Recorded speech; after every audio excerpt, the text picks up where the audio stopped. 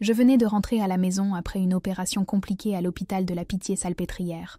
Mon corps me faisait mal à des endroits que je n'aurais jamais cru possible, et mon esprit était embrumé par les médicaments. Tout semblait irréel, comme si j'étais piégée dans la vie de quelqu'un d'autre. L'appartement du quartier de Saint-Germain-des-Prés à Paris, d'habitude si plein de vie, était bien trop silencieux. L'odeur de désinfectant hospitalier imprégnait encore mes vêtements, alors que je m'installais sur le canapé qui avait si souvent été témoin de nos dimanches après-midi à regarder des films avec Julien, mon mari depuis 8 ans.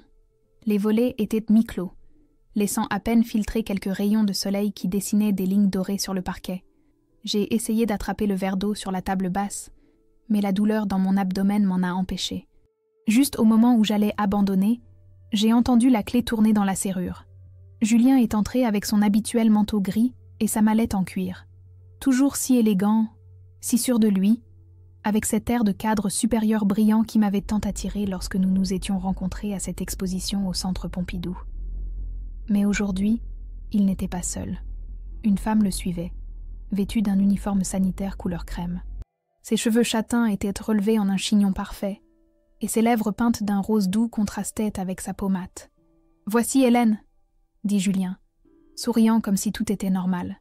« Elle est infirmière à l'hôpital Cochin.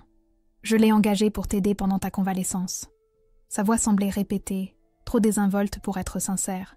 J'ai regardé Hélène, qui a d'abord évité mon regard, avant de m'offrir un sourire poli. Ses mains étaient délicates, ses mouvements trop gracieux pour quelqu'un d'habitué à soulever des patients. Quelque chose clochait, mais je n'ai rien dit. J'ai souri faiblement et j'ai murmuré « Merci, quelle délicate attention ». À l'intérieur, je hurlais. L'odeur de son parfum m'était bien trop familière. Je l'avais déjà senti une fois sur le col de la chemise de Julien. Ce n'était pas la première fois que je sentais ce Chanel No5 dans notre maison, bien que je ne l'ai jamais porté. Maintenant, je comprenais tout. Je savais exactement qui elle était. Les regards furtifs entre eux, ce langage silencieux que seuls les amants comprennent. Mais j'étais trop faible pour leur faire face, et trop fière pour pleurer. Alors j'ai fait semblant de ne rien savoir, laissant mon silence être plus tranchant que n'importe quel mot. « Hélène te préparera les repas et t'aidera avec les médicaments », a poursuivi Julien en posant sa mallette. « Je dois retourner au bureau. La présentation pour les investisseurs suisses ne peut pas attendre. » Toujours le bureau. Toujours une excuse. Je me suis demandé combien de fois il avait utilisé cette même phrase pour la retrouver, pendant que je l'attendais à la maison avec le dîner prêt, comme une idiote. Je me suis souvenu des appels à des heures indues, des messages qu'il cachait, des nuits où il rentrait tard en sentant un parfum qui n'était pas le mien. « Ça ira », ai-je répondu, en observant la main de Julien effleurer discrètement le dos d'Hélène, tandis qu'il la guidait vers la cuisine. Il parlait à voix basse, bien trop familier pour un patron, et son employé fraîchement embauché. Quand Julien est parti, Hélène est revenue avec un verre d'eau et mes médicaments.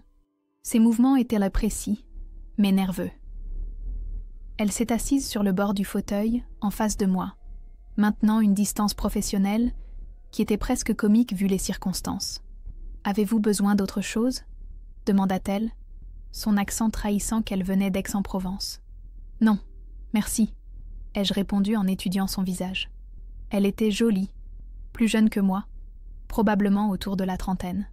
Je me suis demandé ce que Julien lui avait raconté sur moi. Que j'étais une épouse froide, une femme obsédée par son travail de professeur de littérature à la Sorbonne, ou simplement un inconvénient, un obstacle à son bonheur. Ce soir-là, tandis qu'Hélène préparait le dîner dans la cuisine, j'ai consulté mon téléphone. J'ai trouvé des photos d'elle sur les réseaux sociaux d'amis communs. Hélène Martin, infirmière, divorcée, avec une petite fille. Elle apparaissait à des événements de l'hôpital où Julien avait donné des conférences sur la gestion de la santé. Les dates coïncidaient avec ses voyages d'affaires dans le sud de la France. Les pièces du puzzle s'emboîtaient parfaitement. Un puzzle que j'aurais préféré ne jamais terminer. Ma mère m'avait toujours dit « Camille, la dignité est la dernière chose que l'on perd. » J'ai grandi en la voyant endurer en silence les infidélités de mon père dans notre petit village de Touraine, jusqu'au jour où elle a fait ses valises et nous a emmenés, ma sœur et moi, à Paris pour tout recommencer. Maintenant, je comprenais son silence. Ce n'était pas de la faiblesse, c'était de la stratégie. Ce soir-là, quand Julien est rentré, nous avons dîné tous les trois dans un silence gênant, à peine rompus par des commentaires sur le temps et le repas. Je les observais se regarder quand ils pensaient que je ne faisais pas attention. J'ai vu la légère rougeur sur les joues d'Hélène quand Julien a accidentellement effleuré sa main en lui passant le pain. J'ai remarqué comment il se servait du vin, mais contrôlait la quantité, ce qui était inhabituel chez lui. Il était nerveux, il voulait garder le contrôle. En les observant, un calme étrange m'a envahi. Je ne ressentais plus la rage brûlante à laquelle je m'attendais, mais une froideur calculatrice. À ce moment-là, j'ai décidé que je ne serais pas comme ma mère, attendant des années pour agir. Mais je ne ferais pas de scène non plus. Les larmes et les cris ne feraient que leur donner le rôle de victime incomprise. Non, ma vengeance serait plus subtile, plus dévastatrice. Quand je me suis retirée pour me reposer, j'ai entendu leur chuchotement dans la cuisine. Je n'avais pas besoin d'entendre les mots pour savoir ce qu'ils disaient. En regardant le plafond de notre chambre, la douleur de la trahison se mêlait à une détermination croissante. Cette femme qui reposait maintenant dans le lit conjugal n'était pas la même qui était entrée au bloc opératoire une semaine plus tôt. Cette femme-là faisait confiance à son mari, croyait en son mariage, s'accrochait aux promesses faites devant l'autel de l'église Saint-Sulpice. Cette nouvelle femme avait les yeux grands ouverts, et elle était prête à reprendre sa vie, même si elle devait détruire la leur au passage. Les jours suivants furent comme une pièce de théâtre cruelle. Hélène cuisinait, nettoyait et m'aidait avec mes médicaments. Elle préparait une soupe de légumes frais pour le déjeuner et une quiche lorraine pour le dîner, comme si elle voulait gagner mon approbation. Julien rôdait près de nous, jouant le rôle du mari dévoué, effleurant occasionnellement de sa main le dos d'Hélène quand il pensait que je ne regardais pas. Leur intimité était subtile mais indubitable, comme un secret qu'ils se croyaient assez malins pour garder. Je les observais depuis ma position privilégiée de soi-disant invalide. Chaque regard partagé, chaque rire silencieux derrière les portes closes, chaque moment d'hésitation quand je demandais à Hélène de m'aider pour quelque chose d'intime. Elle n'était pas seulement mal à l'aise, elle se sentait coupable. Je le voyais dans la façon dont ses mains tremblèrent légèrement en changeant mes pansements, dans la manière dont elle évitait mon regard quand elle me parlait de ses gardes à l'hôpital. « Vous avez de la famille, Hélène ?» lui ai-je demandé un après-midi alors qu'elle m'aidait à marcher dans le couloir, un exercice recommandé par le médecin. Elle a hésité un instant. « Oui, une fille. Lucie. Elle a 6 ans. Et son père? Ses pas ont vacillé. Nous sommes divorcés. Depuis 3 ans. Je suis désolée, ai-je dit, remarquant comment ses yeux cherchaient instinctivement Julien, qui faisait semblant de travailler sur son ordinateur portable dans le salon. Ce doit être difficile d'élever une enfant seule. Ça l'est, répondit-elle avec un sourire triste. Mais on se débrouille. Je me suis demandé si Julien lui avait promis une vie meilleure, s'il lui avait dépeint un avenir où Lucie aurait un nouveau père et où Hélène n'aurait plus à s'inquiéter des gardes de nuit ou de joindre les 2 bouts. Je connaissais bien cette facette de lui, celle du sauveur. Il l'avait utilisée avec moi quand il m'avait rencontré, alors que je donnais des cours particuliers pour payer mes études. La nuit, pendant que Julien dormait à côté de moi, je repassais mentalement nos 8 années ensemble. Les débuts dans ce petit appartement du Marais, les dîners romantiques dans des restaurants de plus en plus chers à mesure que sa carrière décollait, les voyages à Florence, Rome, Lisbonne. Je me suis souvenu de l'espoir avec lequel nous avions essayé d'avoir des enfants pendant 2 ans, les visites chez les spécialistes, la déception mensuelle, jusqu'à ce que les médecins nous disent que c'était pratiquement impossible en raison de mes problèmes d'endométriose. Je me suis souvenu comment Julien avait dit que ça n'avait pas d'importance, qu'il m'aimait moi, pas les enfants que je pourrais lui donner. Quand tout avait-il changé? Était-ce après le diagnostic? Ou m'avait-il simplement menti depuis le début? Un matin, alors qu'Hélène m'aidait à prendre ma douche, j'ai remarqué qu'elle portait un collier avec un petit pendentif en argent. « C'est joli », ai-je commenté. Ses doigts se sont instinctivement portés à son cou. « Merci, c'est un cadeau. » J'ai reconnu le design. Il venait d'une bijouterie du boulevard Haussmann, où Julien m'achetait habituellement des cadeaux pour notre anniversaire. Cette année, il n'y en avait pas eu. Maintenant, je comprenais pourquoi. Mais j'ai continué à jouer mon rôle, tout comme eux. Je les remerciais quotidiennement, complimentais la cuisine d'Hélène, souriais à travers la douleur physique et émotionnelle. Je suis devenue la patiente parfaite, faible mais reconnaissante, complètement dépendante de leurs soins. Vous savez, Vous êtes comme un ange tombé du ciel, ai-je dit à Hélène un après-midi, après qu'elle m'ait apporté une tisane au miel pour ma gorge irritée. Je ne sais pas ce que nous ferions sans vous. La culpabilité a traversé son visage comme un nuage sombre. Ne dites pas ça, Camille. Je ne fais que mon travail. Non, sérieusement. Julien a eu beaucoup de chance de vous trouver, ai-je insisté, soutenant son regard jusqu'à ce qu'elle doive détourner les yeux. Parfois, lorsque nous étions seuls, elle essayait d'établir une connexion féminine avec moi, peut-être pour soulager sa conscience. « Vous devriez voir Lucie », m'a-t-elle dit un jour en rangeant mes médicaments. « Elle est très intelligente. Elle veut devenir médecin.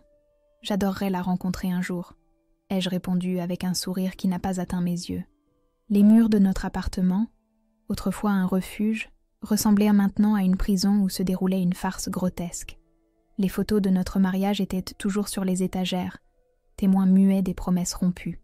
Les livres que nous avions partagés et commentés ensemble pendant les nuits d'hiver prenaient maintenant la poussière. Même notre chat, Baudelaire, semblait préférer la compagnie d'Hélène, traître à fourrure qui se laissait caresser par elle pendant qu'elle préparait le dîner. Un après-midi, alors qu'Hélène était sortie acheter mes médicaments, Julien s'est assis à côté de moi sur le canapé. Il semblait nerveux, jouant avec son alliance, un geste qu'il faisait toujours quand il mentait. « Comment te sens-tu » demanda-t-il, sa voix essayant de paraître désinvolte. « Mieux. Hélène est merveilleuse. » Une ombre de culpabilité a traversé son visage, si brève que quelqu'un qui ne le connaissait pas comme moi l'aurait manqué. « Oui, elle est professionnelle. Très jolie aussi, » ai-je ajouté, observant sa pomme d'Adam monter et descendre. « Et on dirait qu'elle aime les enfants. » Son regard s'est fixé sur moi une seconde, alarmé, avant de retrouver son sang-froid. « Je suppose. Elle a une fille, n'est-ce pas ?»« Lucie, » ai-je dit, comme si Hélène et moi étions de grandes amies partageant des confidences. « 6 ans, elle veut être médecin. »« Je ne savais pas, » a-t-il menti, et j'ai failli lui rire au nez. Bien sûr qu'il le savait. Il connaissait probablement même la couleur préférée de la petite et avait promis de lui acheter un vélo pour son prochain anniversaire. « Ce week-end, je dois aller à Lyon, » a-t-il dit en changeant de sujet. « Une réunion importante. » Un autre mensonge. Il prévoyait probablement un week-end romantique avec Hélène dans un hôtel discret, maintenant que la farce de l'infirmière était devenue trop tendue. « Bien sûr, chérie. Ne t'inquiète pas pour moi. Hélène sera là. » Son soulagement était si évident que c'en était douloureux. Un instant, j'ai eu pitié de lui, de la facilité avec laquelle on pouvait lire ses émotions, de sa prévisibilité. Ce soir-là, tandis qu'Hélène servait le dîner, j'ai lâché nonchalamment. Julien dit qu'il sera à Lyon ce week-end. Tu resteras ici avec moi ? Je l'ai regardée droit dans les yeux, tandis qu'elle échangeait un regard rapide avec Julien. Bien sûr, répondit-elle, trop vite. C'est mon travail. Non, quel soulagement, ai-je soupiré théâtralement. Je me sentirais si seule sans toi. Pendant le dîner, j'ai remarqué que la fourchette de Julien tremblait légèrement, en portant la nourriture à sa bouche. Le vin rouge s'est un peu renversé quand Hélène lui a passé son verre, tachant la nappe blanche qui avait été un cadeau de mariage. Un mauvais présage, ai-je pensé avec une certaine satisfaction obscure. Plus tard, alors que je faisais semblant de dormir, j'ai entendu leur chuchotement dans le couloir. « Je ne peux pas le faire, » disait-elle. « Ça me tue de la voir comme ça, me faire confiance. »« Juste quelques jours de plus, » insistait-il, « jusqu'à ce qu'elle soit rétablie. Après, je lui dirai la vérité. »« Et Lucie, tu lui as promis que ce week-end... » « Je sais. On trouvera une solution. » Leurs voix se sont estompées alors qu'ils s'éloignaient vers la cuisine. J'ai ouvert les yeux dans l'obscurité, un sourire amer aux lèvres. Il n'y aurait pas de quelques jours de plus. Leur temps était compté, et ils ne le savaient même pas. Le lendemain matin, quand Hélène est entrée avec mon petit déjeuner, j'ai remarqué que ses yeux étaient rouges. Elle avait pleuré. « Ça va ?» ai-je demandé, jouant le rôle de l'épouse inquiète. « Oui, juste. Une allergie ?» a-t-elle menti, posant le plateau sur mes jambes. Je lui ai pris la main, sentant comment elle se tendait à mon contact. « Hélène, si jamais vous avez besoin de parler, je sais à quel point la vie peut être difficile parfois. » La culpabilité a brillé dans ses yeux comme des larmes non versées. Elle a hoché brièvement la tête, avant de sortir précipitamment de la chambre. En mangeant ma tartine, j'ai entendu le son familier d'un message arrivant sur mon téléphone. C'était Pascal, ma meilleure amie et avocate. Tout est prêt, disait-il simplement. J'ai souri. L'échiquier était en place, les pièces positionnées. Il ne restait plus qu'à faire le dernier mouvement. La veille du voyage de Julien à Lyon, j'ai ouvert le tiroir où nous gardions les documents importants. J'avais tout préparé avant l'opération, comme une sorte d'assurance-vie émotionnelle. Procuration, information de l'assurance maladie, relevé bancaire et les papiers du divorce. Je les ai contemplés longuement, ma main tremblant non pas de peur, mais de la clarté que je ressentais. Pour la première fois depuis des mois, je savais exactement ce que je devais faire. Je me suis souvenu de l'appel à Pascal des semaines avant mon opération. Son bureau à la Défense, avec vue sur les tours, était un refuge de confidence. « Tu es sûre, Camille ?» avait-elle demandé en examinant les documents que j'avais méticuleusement préparés. « Absolument », avais-je répondu, pensant aux nuits de solitude, aux messages effacés, à la distance grandissante entre nous. Je n'avais pas de preuves concrètes à l'époque, seulement des soupçons et un instinct qui ne m'avaient jamais trahi. Maintenant, avec Hélène installée chez moi comme un cheval de Troie involontaire, tous mes soupçons s'étaient confirmés. Le vendredi matin, je me suis levée tôt. Mon corps me faisait encore mal, mais mon esprit était plus clair que jamais. Je me suis habillée avec soin, choisissant une robe simple mais élégante que j'avais achetée aux Galeries Lafayette avant l'opération. Je me suis maquillée légèrement, couvrant les cernes qui témoignaient de mes nuits d'insomnie. Je voulais paraître forte, digne. J'ai préparé le petit déjeuner, des croissants frais, du pain grillé, du café au lait, le petit déjeuner préféré de Julien.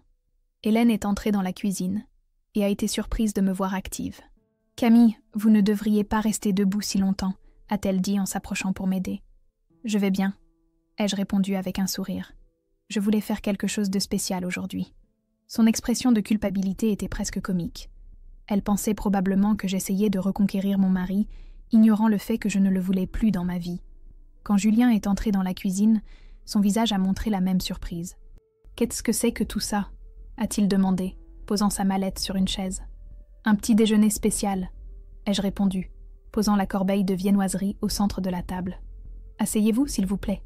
Toi aussi, Hélène. » Ils se sont regardés brièvement avant d'obéir, clairement déconcertés par mon comportement. J'ai servi le café et me suis assise en face d'eux, les observant se tortiller sur leur chaise. « C'est délicieux », a commenté Julien après avoir goûté un croissant. « Tu n'aurais pas dû te donner cette peine. »« Ce n'est pas une peine, » ai-je dit en prenant une gorgée de café. « Je voulais m'assurer que vous mangiez bien, avant que l'avocate n'appelle. » La tasse de Julien est restée suspendue à mi-chemin de sa bouche. Hélène a laissé tomber sa cuillère, qui a teinté contre la tasse en porcelaine de Limoges que nous avions reçue pour notre mariage. Je me suis levée lentement. J'ai regardé Julien droit dans les yeux et j'ai dit « J'espère que ça en valait la peine. » La couleur a quitté son visage. « Camille, de quoi parles-tu ? S'il te plaît, Julien, n'insulte pas mon intelligence. » ai-je répondu en posant un dossier bleu devant lui. « Tous les documents sont là. Mon avocate t'appellera dans 1 heure pour confirmer que tu les as reçus. » Hélène s'est levée brusquement. « Je devrais y aller.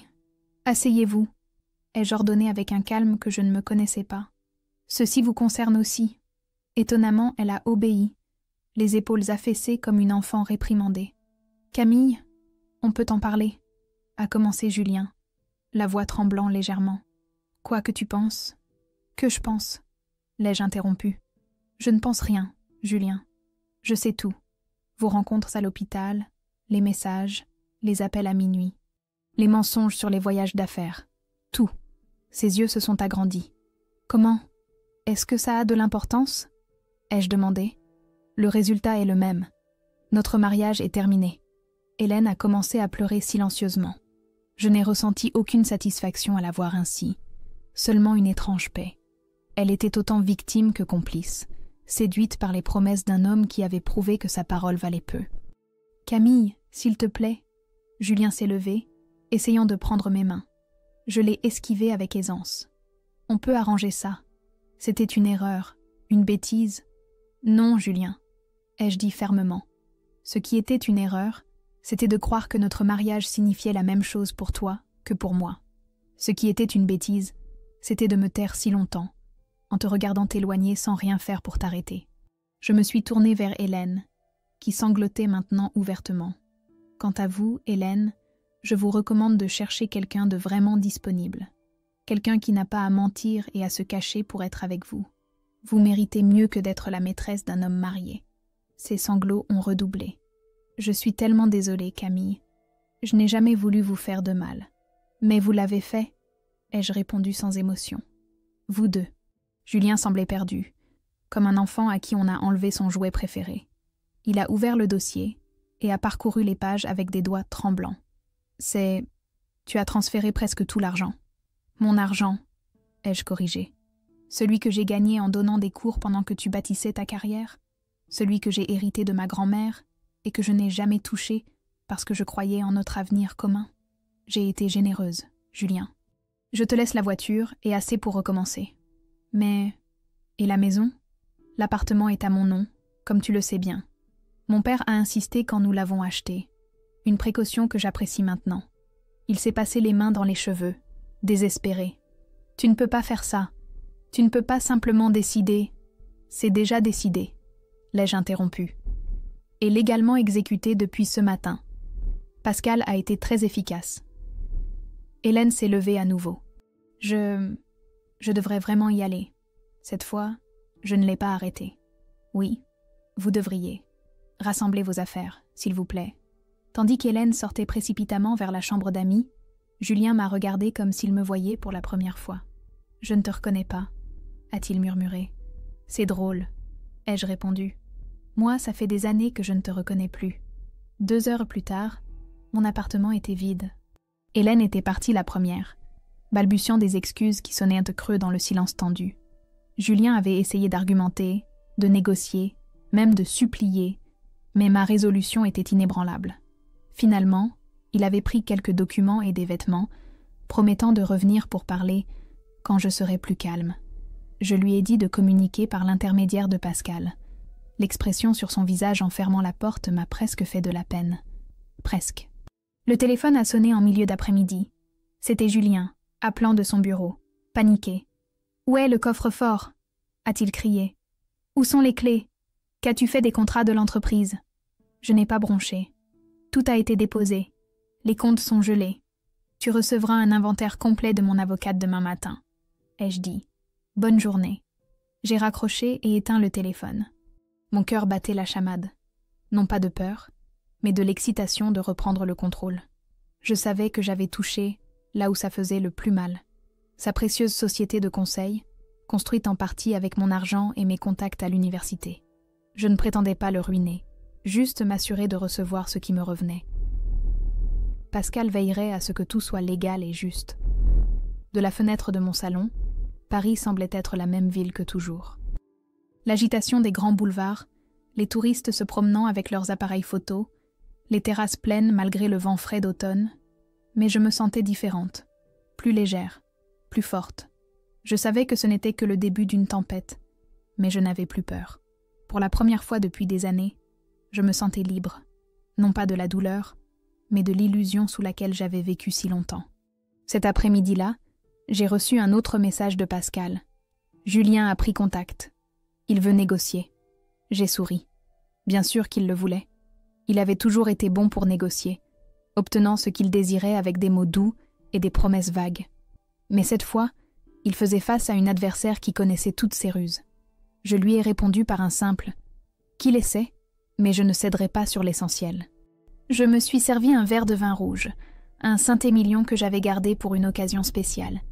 Et quelle occasion plus spéciale que le jour où l'on récupère sa vie. On a sonné à la porte, alors que le soleil commençait à se coucher, teintant mon salon de tons orangés. C'était ma sœur Laure, que j'avais appelée après le départ de Julien. « Mon Dieu, Camille !» s'est-elle exclamée en me voyant, me serrant dans ses bras avec précaution pour ne pas blesser mes cicatrices. « Tu vas bien ? Je suis venue dès que j'ai pu. Je vais mieux que je ne l'ai été depuis longtemps, » ai-je répondu, surprise par la vérité de mes propres mots. En préparant le dîner ensemble, je lui ai tout raconté. Les soupçons, les mensonges, Hélène, les papiers du divorce. Laure écoutait sans juger, hochant la tête de temps en temps, ses yeux reflétant un mélange de tristesse et de fierté. « Maman serait fière », a-t-elle dit finalement, en coupant des tomates pour la salade. « Elle a toujours dit que tu étais la plus forte de nous deux. Je ne me sens pas forte. ai-je avoué. Juste fatiguée de faire semblant. C'est ça, la vraie force, a-t-elle répondu en me serrant la main. Choisir la vérité même si ça fait mal. Cette nuit-là, j'ai dormi profondément pour la première fois depuis l'opération. Je n'ai pas rêvé de Julien, ni d'Hélène, ni de trahison. J'ai rêvé de ma grand-mère, dans sa maison de Chartres, m'apprenant à faire du pain perdu tout en me racontant des histoires de femmes qui avaient survécu aux guerres, aux famines et aux peines de cœur. « La vie te brisera 1000 fois, ma petite Camille », me disait-elle souvent. L'astuce, c'est de décider comment tu te reconstruis à chaque fois. En me réveillant, j'ai su que cette reconstruction serait différente. Cette fois, je me reconstruirai pour moi-même, pas pour plaire à quelqu'un d'autre. Le lendemain matin, le silence de mon appartement a été interrompu par une avalanche d'appels. Mon téléphone, que j'avais rallumé sur l'insistance de Laure, n'arrêtait pas de sonner. Julien, son frère Charles, même sa mère, que j'avais toujours considérée comme une seconde mère. Tous voulèrent me parler, tous exigeaient des explications, comme si c'était à moi de rendre des comptes. « Ne réponds pas », m'a conseillé Laure en préparant le café dans la cuisine. « Laisse Pascal s'en charger. » J'ai hoché la tête, mais quand le nom d'Hélène est apparu sur l'écran, quelque chose m'a poussé à répondre. « Camille ?» Sa voix était tremblante, comme si elle avait pleuré. « Je sais que je n'ai aucun droit de vous appeler, mais j'ai besoin de vous parler. »« À quel sujet, Hélène ?»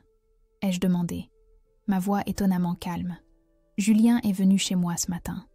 Il est... je ne sais pas comment le décrire. Je ne l'avais jamais vu comme ça. Il dit des choses qui me font peur. » Une pointe d'inquiétude a traversé ma détermination. Malgré tout, je ne souhaitais pas que Julien fasse une bêtise. Quel genre de choses? Que tu l'as ruiné, que tu as gelé tous les comptes de l'entreprise, que ses partenaires l'appellent parce qu'ils ne peuvent pas accéder aux fonds pour payer les fournisseurs. Il dit que tu as fait ça pour te venger. J'ai soupiré. Typique de Julien. Se poser en victime quand les choses ne se passaient pas comme il le voulait. Hélène, la seule chose que j'ai faite, c'est de protéger ma part dans une entreprise que j'ai aidé à construire. Pascal s'est assuré que tout soit légal. Il parle de porter plainte contre toi pour fraude, Camille. Il dit que tu as falsifié sa signature sur certains documents. J'ai failli rire. Dis-lui de le faire. J'ai les originaux avec sa signature dans le coffre-fort de Pascal, et des témoins du moment où il les a signés. Il y a eu un silence à l'autre bout du fil.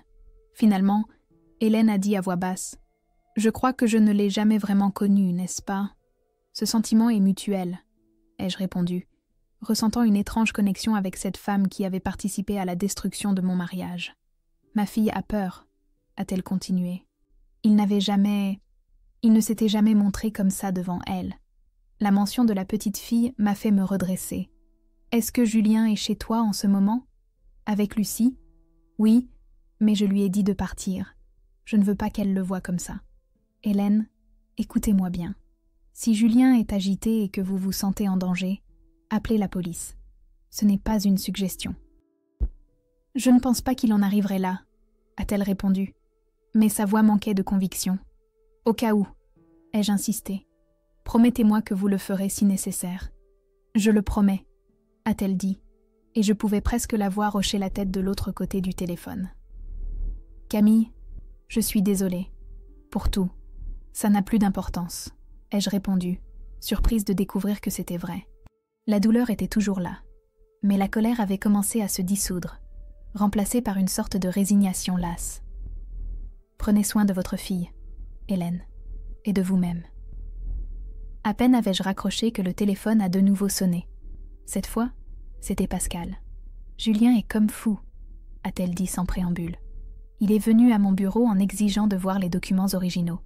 Quand j'ai refusé, il a menacé de poursuivre le cabinet. « Il peut faire ça ? » ?»« Il peut essayer, » a-t-elle répondu avec la confiance qui m'avait toujours inspirée depuis nos jours à la fac de droit. « Ça n'aboutira à rien. Tout est en règle. Ce qui m'inquiète, c'est son état mental. Il n'avait pas l'air lui-même. Je lui ai raconté l'appel d'Hélène. Pascal est resté silencieuse un moment. « Peut-être devrions-nous envisager une ordonnance d'éloignement » a-t-elle finalement suggéré, par précaution. « Je ne pense pas que Julien en viendrait à me faire du mal physiquement, » ai-je répondu. « Ce n'est pas ce genre d'homme. Les gens désespérés font des choses désespérées, Camille. Et tu viens de le frapper là où ça fait le plus mal, son argent et sa fierté. » Avant que je puisse répondre, J'ai entendu un grand coup à la porte d'entrée. Laure est apparue sur le seuil de la cuisine, alarmée. « C'est Julien », a-t-elle chuchoté en désignant le Judas. « Pascal, je te rappelle plus tard », ai-je dit en raccrochant rapidement. « N'ouvre pas », ai-je indiqué alors. Mais les coups ont continué, de plus en plus forts. « Camille, je sais que tu es là. » La voix de Julien était rauque, altérée. « Ouvre cette fichue porte. On doit parler. » Je me suis approchée furtivement et j'ai regardé par le Judas. L'image de Julien m'a surprise. Toujours si élégant, si maîtrisé, il semblait maintenant un homme différent.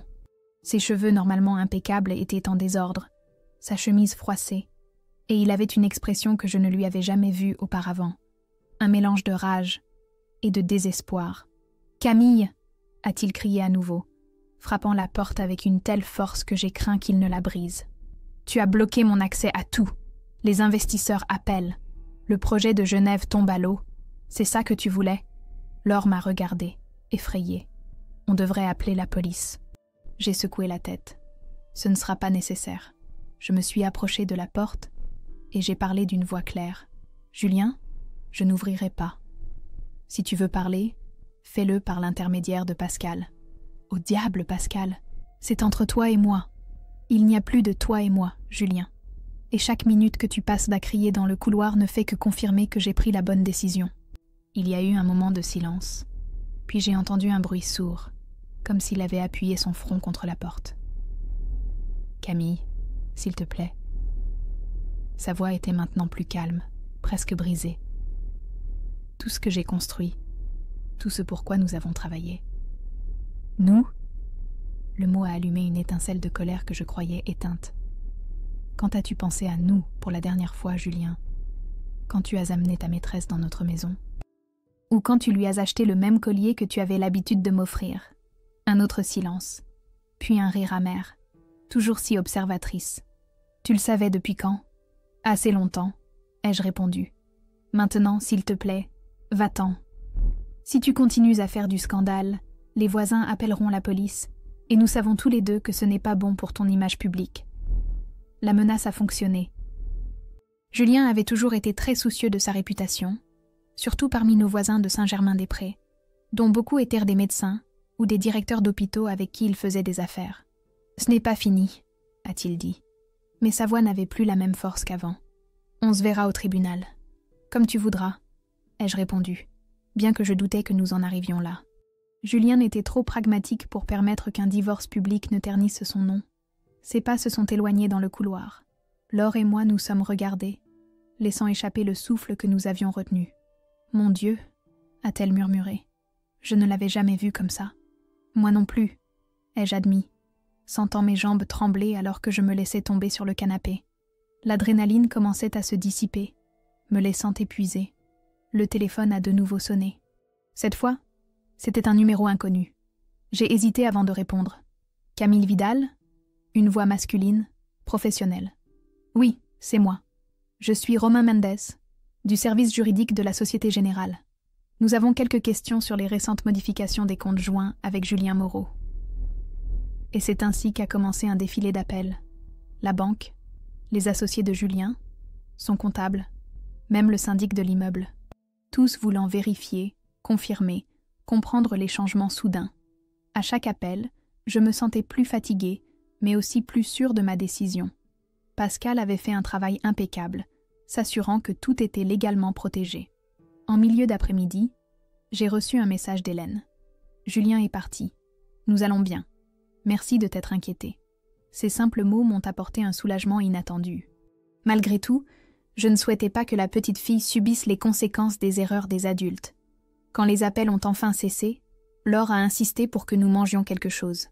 Pendant qu'elle préparait une simple salade, elle m'a observée avec inquiétude. « Ça va ? Tu as eu une journée infernale. » Je me suis surprise à sourire. Curieusement, oui. C'est comme si j'avais retenu ma respiration pendant des années et que je pouvais enfin respirer. « Tu penses que Julien va encore causer des problèmes ? » J'ai réfléchi un instant. Probablement. Mais il ne me fait plus peur. Je le connais trop bien. Quand il se rendra compte que le scandale ne fera que lui nuire, il cherchera un accord discret. Laure m'a serré dans ses bras avec précaution. évitant mes blessures encore sensibles. « Je suis fière de toi, ma petite sœur. » Ce soir-là, pendant que Laure dormait dans la chambre d'amis, je me suis assise sur le balcon avec une tasse de tisane, observant les lumières de Paris. La panique était passée, laissant une étrange calme dans son sillage. Je savais qu'il y aurait d'autres batailles à livrer, d'autres moments difficiles. Mais pour la première fois depuis longtemps, je n'avais pas peur de l'avenir. Quoi qu'il advienne, je l'affronterai la tête haute. Julien est revenu 3 jours plus tard. Seul, hagard, l'air de ne pas avoir dormi depuis des jours. Cette fois, il n'a ni crié ni frappé à la porte. Il a sonné et a attendu patiemment que Laure ouvre. Depuis le salon, j'ai pu entendre sa voix éteinte. « J'ai besoin de lui parler, Laure. S'il te plaît. » Ma sœur, protectrice comme toujours, a répondu froidement. « Je ne pense pas que ce soit une bonne idée après ton cirque de l'autre jour. Je sais. Je me suis comportée comme un idiot. Mais je te promets que je suis calme maintenant. Je veux juste parler. » Il y a eu un silence. Puis Laure est apparue sur le seuil du salon, l'air interrogateur. J'ai hoché légèrement la tête. Une partie de moi voulait refuser, garder mes distances, mais une autre partie avait besoin de cette confrontation. J'avais besoin de regarder dans les yeux l'homme que j'avais aimé pendant 8 ans et de lui dire adieu correctement. Julien est entré avec précaution, comme s'il craignait de casser quelque chose. Il avait l'apparence d'un homme qui a vieilli de plusieurs années en quelques jours. Des cernes marquaient ses yeux bruns. Sa barbe était négligée, et il portait la même chemise que je lui avais vue 3 jours plus tôt. « Je serai dans la cuisine », a dit Laure, lançant un regard d'avertissement à Julien avant de nous laisser seuls. Nous sommes restés silencieux un moment, nous regardant comme 2 étrangers qui s'étaient autrefois connus intimement. Finalement, Julien a parlé. « J'ai parlé avec Pascal. » A-t-il commencé, la voix rauque. Elle m'a expliqué les termes. Ils sont justes. Ce n'était pas ce à quoi je m'attendais. J'avais anticipé plus de colère, plus d'accusations. Cette reddition m'a déconcertée momentanément. « Alors, tu acceptes ?» ai-je demandé, en gardant ma voix neutre. Il a hoché lentement la tête. « Je n'ai pas beaucoup d'options, n'est-ce pas ? Tu as été extrêmement méticuleuse. » Quelque chose dans son ton m'a irritée. Comme si ma prévoyance était un acte de cruauté et non d'autoprotection. « J'ai eu le temps de planifier pendant que tu étais occupée avec Hélène, » ai-je répondu, plus mordante que je ne le voulais. Julien a visiblement tressailli à la mention de son nom. « Hélène est partie, » a-t-il dit après un moment. « Elle a demandé un transfert à Aix. Elle dit qu'elle a besoin de distance par rapport à tout ça. Je n'ai pas ressenti la satisfaction que j'attendais. Seulement la triste prise de conscience qu'il y avait 3 personnes blessées dans cette histoire. Pas seulement moi. Et Lucie ? Ai-je demandé, me surprenant à m'inquiéter pour la petite. Avec elle ? A-t-il répondu, se passant une main dans les cheveux d'un geste las. Hélène ne veut pas que je la voie pour l'instant. Elle dit que je suis instable. L'es-tu ? Un sourire amer a traversé son visage. Probablement. J'ai perdu ma femme, ma maîtresse. Mon entreprise est au bord de la faillite. Et mes associés envisagent de m'expulser. Qu'en penses-tu ? Je n'ai pas répondu. Une partie de moi voulait consoler l'homme qui avait été mon compagnon de vie. Une autre partie, plus froide et rationnelle, me rappelait qu'il était la cause de tout cela. Pourquoi Julien ? La question est sortie avant que je puisse la retenir. Pourquoi Hélène ? Pourquoi l'amener dans notre maison ? C'était une sorte de jeu pervers ? Il s'est assis lourdement dans le fauteuil en face de moi, enfouissant sa tête entre ses mains. Je ne sais pas, Camille. Ce n'était pas prévu. Je l'ai rencontrée à une conférence à Aix l'année dernière. Elle était, je ne sais pas, triste, vulnérable, récemment divorcée, luttant pour élever sa fille. Je me suis sentie utile, nécessaire. J'avais besoin de toi aussi, ai-je dit à voix basse. D'une manière différente, a-t-il répondu, me regardant maintenant directement. Tu as toujours été la forte, Camille. La brillante professeure qui savait exactement ce qu'elle voulait. Tu n'as jamais vraiment eu besoin de moi. C'est injuste, ai-je protesté. Ce n'est pas parce que je n'étais pas dépendante que je ne t'aimais pas, ou que je n'avais pas besoin de toi. Je sais, a-t-il admis avec un soupir. Mais avec Hélène, je me sentais comme un héros. Et puis, quand on t'a diagnostiqué l'endométriose et que les médecins ont dit qu'il serait presque impossible d'avoir des enfants, Hélène avait déjà une fille, Lucie. si intelligente, si douce. J'ai commencé à imaginer une vie différente. Chaque mot était comme un couteau, mais j'avais besoin de l'entendre. J'avais besoin de comprendre. Et l'amener ici, la faire passer pour mon infirmière, c'était ton idée ou la sienne? La mienne, a-t-il avoué, sans pouvoir me regarder. Elle ne voulait pas. Elle disait que c'était cruel. Mais j'ai insisté. Je pensais que... Je ne sais pas ce que je pensais. Que d'une certaine manière, ce serait plus facile si vous vous connaissiez. Si elle voyait que tu étais une bonne personne, peut-être que la culpabilité ne serait pas si intense. J'ai ri, un son sec et sans humour. Quelle délicatesse de ta part. Je suis désolée, Camille. Pour tout. Je sais que ça ne veut rien dire maintenant, mais je suis profondément désolée. Je le croyais. Je pouvais voir le regret dans ses yeux, dans la façon dont ses épaules s'affaissaient sous le poids de ses actions. Mais le regret arrivait trop tard. Que veux-tu de moi, Julien? Le pardon? L'absolution? Je veux... a-t-il commencé, puis s'est arrêté, cherchant les mots justes. Je veux que tu saches que ce n'était pas de ta faute. Rien de tout ça. C'était moi. Mes insécurités, mes erreurs. Tu es une femme merveilleuse. Tu méritais mieux. C'était étrange d'entendre ces mots maintenant, alors qu'ils ne signifièrent plus rien, comme recevoir un cadeau d'anniversaire des mois après la date. Merci de le dire, ai-je répondu, surprise par la sincérité de ma voix. Mais je le savais déjà. Il a hoché la tête, comprenant. Nous sommes restés silencieux un moment, le poids de 8 années partagées flottant entre nous. Que vas-tu faire maintenant? A-t-il finalement demandé. Me rétablir, physiquement et émotionnellement. Retourner enseigner quand je serai prête. Peut-être écrire ce livre que j'ai toujours reporté. Tu seras une écrivaine brillante, a-t-il dit. Et pendant un instant, j'ai vu le Julien dont j'étais tombée amoureuse, celui qui croyait en moi-même quand je doutais. Et toi? Il a haussé les épaules. Essayer de sauver ce que je peux de l'entreprise. Pascal dit qu'elle débloquera certains comptes pour les opérations quotidiennes si je signe les accords préliminaires. Tu devrais le faire, ai-je conseillé. Je ne veux pas détruire ce que tu as construit, Julien. Je veux juste ce qui me revient. Il s'est levé lentement, comme si chaque mouvement lui coûtait un effort énorme. Je suppose que c'est un adieu alors. Je suppose que oui. Il s'est dirigé vers la porte, mais s'est arrêté avant de sortir. Penses-tu qu'un jour tu pourras me pardonner? La question est restée en suspens entre nous, chargée d'espoir et de résignation à parts égales. Je ne sais pas, Julien, ai-je répondu honnêtement. Pour l'instant, j'ai juste besoin d'aller de l'avant. Il a hoché la tête une dernière fois et est parti. Il n'y a eu ni câlin, ni larmes, ni promesses vides. Juste la reconnaissance silencieuse que quelque chose qui avait été beau était maintenant irrémédiablement brisé. Laure est apparue dans le salon quelques secondes plus tard, comme si elle avait attendu juste derrière le mur. « Ça va » a-t-elle demandé en s'asseyant à côté de moi. « Je crois que oui » ai-je répondu, surprise de ne pas ressentir la douleur déchirante que j'attendais.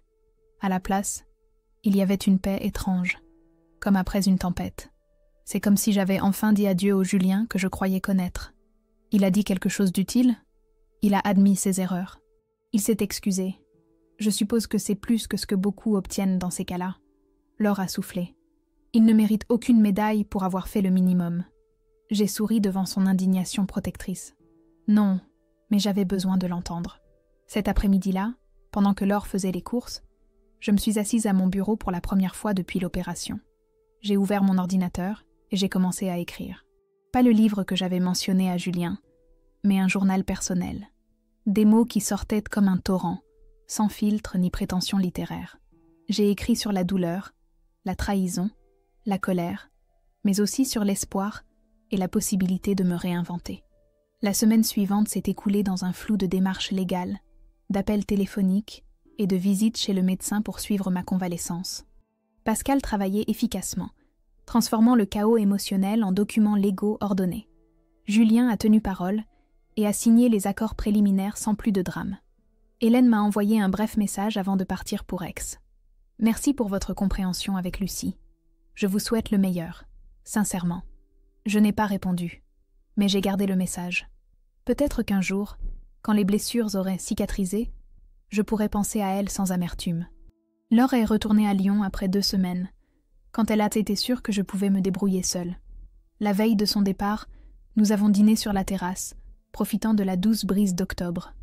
« Tu es sûre que ça ira » a-t-elle demandé pour la énième fois. « Sûre » ai-je répondu en lui servant plus de vin. « J'ai besoin de ce temps seul, pour me redécouvrir. On dirait un livre de développement personnel » a-t-elle plaisanté, mais son sourire était affectueux. « Peut-être que j'en écrirai un » ai-je répondu, poursuivant la plaisanterie. « Comment survivre quand votre mari amène sa maîtresse à la maison ?» Un manuel pratique. Nous avons ri, un son qui avait été absent trop longtemps entre ces murs. Cette nuit-là, après que Laure se soit couchée, j'ai parcouru lentement l'appartement, pièce par pièce, me remémorant des moments vécus dans chaque coin, certains doux, d'autres amers, tous faisant partie de mon histoire. Dans la chambre, j'ai ouvert l'armoire qui avait été celle de Julien. Ses costumes, chemises et cravates n'étaient plus là. Pascal avait supervisé sa visite pour récupérer ses effets personnels pendant que j'étais chez le médecin. L'espace vide ne m'a pas provoqué de tristesse, mais une étrange sensation de possibilité. Peut-être que je peindrais ce mur d'une autre couleur. Peut-être que je transformerais cette armoire en une petite bibliothèque. Les possibilités étaient infinies, et pour la première fois depuis longtemps, l'avenir ressemblait à une toile blanche, plutôt qu'à une sentence. 3 mois ont passé depuis que j'ai remis ces papiers à Julien. Le divorce est finalisé, signé avec une rapidité surprenante grâce à l'efficacité de Pascal et à la coopération inattendue de Julien. L'appartement est officiellement à moi seule.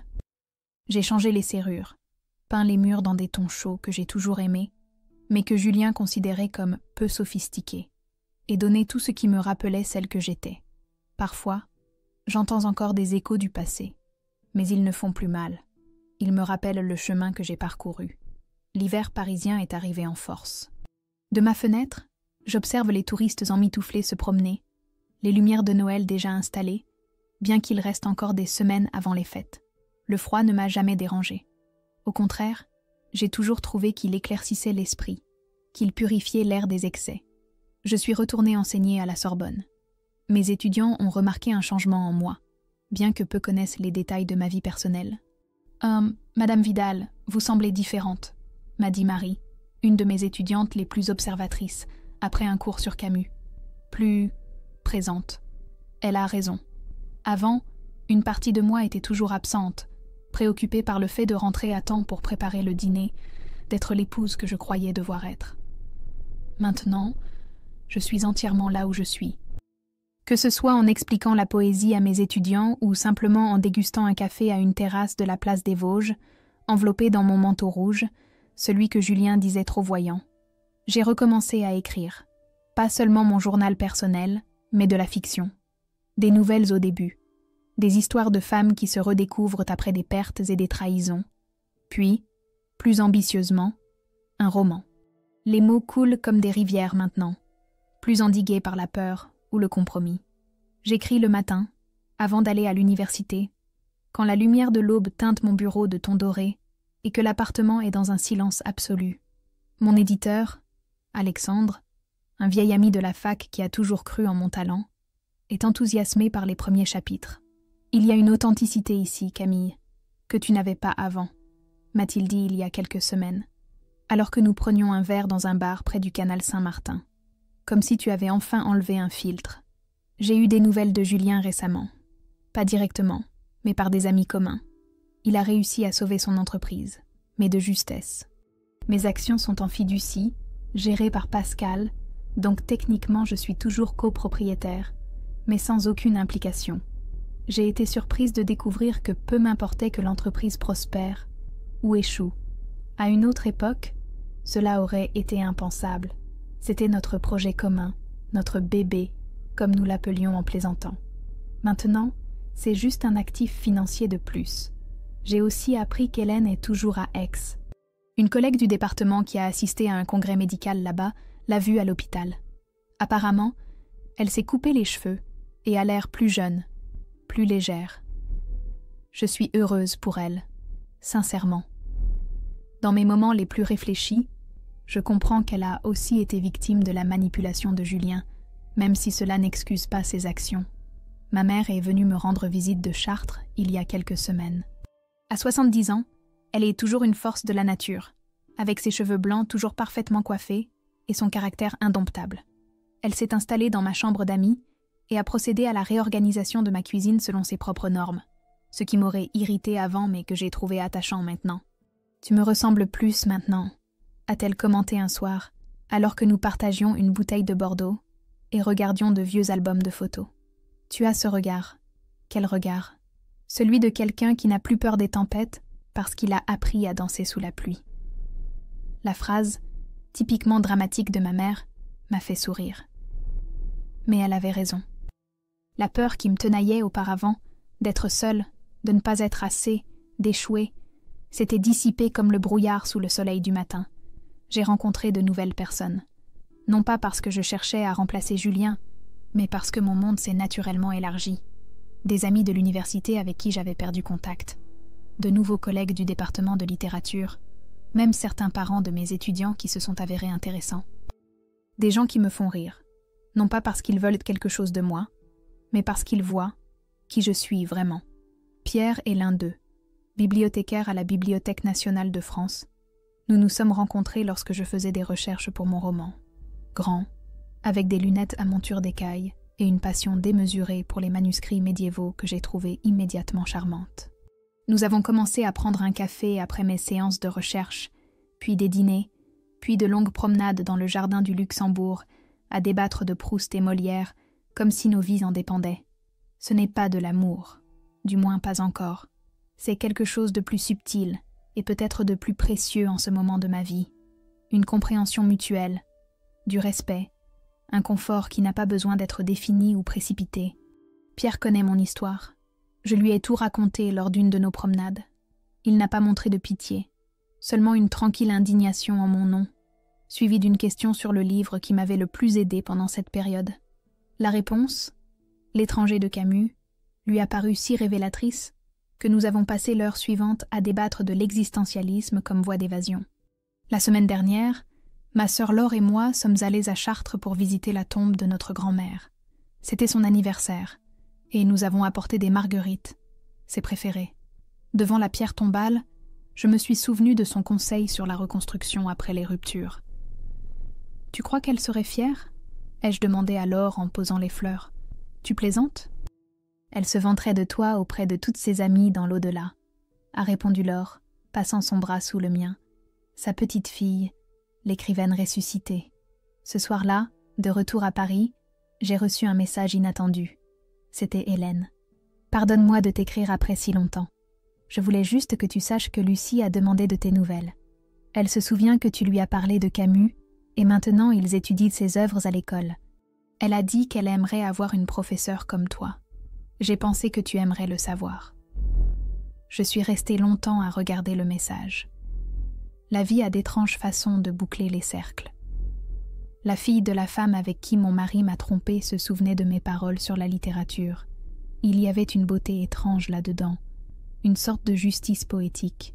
Je lui ai répondu simplement « Merci de me le dire. Je vous souhaite le meilleur à toutes les deux. » Je ne m'attends pas à ce que nous soyons amis, ni même de simples connaissances. Mais ce petit échange m'a apporté une conclusion dont je ne savais pas que j'avais besoin. Parfois, dans les nuits calmes où l'appartement est silencieux et où Paris dort sous un manteau de lumières urbaines, je pense à qui j'étais avant tout ça. La Camille qui croyait que son mariage était parfait, que sa vie était tracée en ligne droite vers un avenir prévisible. La Camille qui se contentait de petits espaces, qui modérait sa voix, qui reportait ses rêves. Je ne la juge pas. Je comprends pourquoi elle était ainsi, pourquoi elle prenait ses décisions. L'amour, ou ce qu'elle croyait être de l'amour, l'avait menée sur ce chemin. Mais maintenant, je sais que le véritable amour, que ce soit pour une autre personne ou pour soi-même, ne devrait jamais vous rendre plus petite. Il devrait vous expandre, vous défier, vous aider à occuper plus d'espace dans le monde, pas moins. Je ne regrette pas d'avoir aimé Julien. Je regrette de m'être oubliée dans le processus. Mais maintenant, je me souviens de qui je suis, de ce que je veux, de la direction que je prends. Je ne suis pas brisée, je ne suis pas amère, je suis ressuscitée. Et chaque matin, quand je me réveille dans cet appartement qui a autrefois contenu ma douleur, je murmure au mur fraîchement peint « Merci, vous m'avez rendue forte. Hier, En triant de vieux documents, j'ai trouvé une photo de Julien et moi lors de notre lune de miel à Florence. Nous étions devant le Ponte Vecchio, souriant sous le soleil toscan, jeunes et pleins d'espoir. Un instant, j'ai ressenti une pointe de nostalgie, non pas pour Julien spécifiquement, mais pour cette jeune femme que j'étais, avec ses rêves intacts. Puis j'ai réalisé, mes rêves sont toujours intacts. Différents, peut-être. Plus matures, certainement. Mais tout aussi vibrants et possibles que jamais. Je ne les ai pas perdus dans le divorce. Au contraire, je les ai récupérés. J'ai rangé la photo dans une boîte, non pas pour la cacher, mais pour la conserver comme ce qu'elle est. Un chapitre clos d'une histoire qui continue. Mon histoire, celle que j'écris maintenant chaque jour, avec mes propres mots, à mon propre rythme, selon mes propres termes. Le printemps arrivera bientôt à Paris. Je peux déjà le sentir qui attend entre les jours froids, promettant le renouveau. Je suis prête pour lui. Je suis prête à tout.